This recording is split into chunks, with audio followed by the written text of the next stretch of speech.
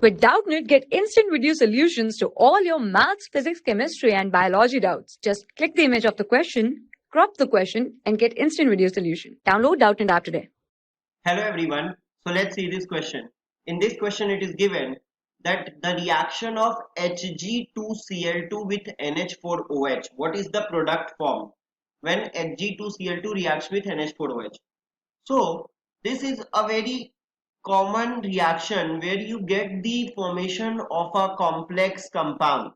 Now what is this complex compound? When Hg2Cl2 reacts with NH4OH, you get the formation of this complex compound HgO dot Hg, and along with it this NH2 and Cl is attached like this. NH2 and Cl is attached, and this is in the precipitate form. Along with it you get 2Hg, and finally you get 3NH4Cl and 3H2O. This is the product form when you take NH4OH in normal quantity. 2Hg2Cl2 and 4NH4OH. So this is the balanced equation. Now you must be thinking, what is the name of this compound, this complex compound which is there? Now the name is amido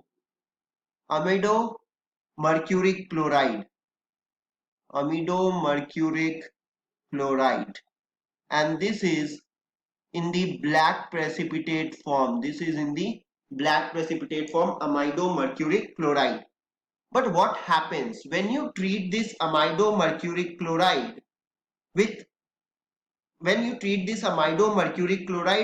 excess of NH4OH? In excess of NH4OH, if you treat it, HgO dot Hg NH2 Cl, if you treat this precipitate with 2Hg in excess of NH4OH excess, then it remains insoluble. This is very important, it remains insoluble, right? So this is the entire reaction, how Hg2Cl2 reacts with NH4OH to give you amido mercuric chloride, black precipitate of amido mercuric chloride, right?